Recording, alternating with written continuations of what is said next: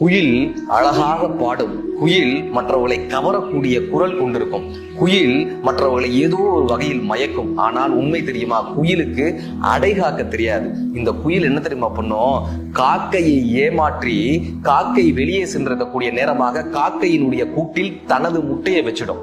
இந்த காக்கை தன்னுடைய முட்டை என்று நினைத்து குயிலினுடைய குஞ்சுகளை பொரிக்கும். அந்த முட்டையை குயிலினுடைய முட்டைகளை பொரிக்கும். இந்த பிறந்த குயில் குஞ்சு என்ன தெரியுமா பண்ணும், தன் தாயினுடைய குணம் கொண்டதாக இந்த குயிலினுடைய குஞ்சு மற்ற காக்கையினுடைய குஞ்சுகளை கீழே தள்ளிவிட்டு துரோகத்தினுடைய அடையாளமாக அந்த காக்கையினுடைய கூட்டை அபகரிப்பதற்கு இந்த குயில் குஞ்சு தயாராக இருக்கும்.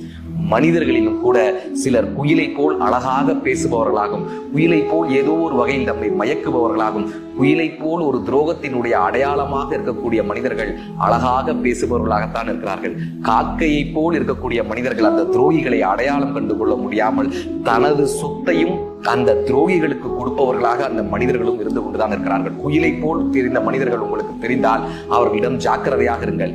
காக்கையை போல் இருக்கக்கூடிய மனிதர்கள் உங்களுக்கு தெரிந்தால் அவர்களை காப்பாற்றுங்கள்.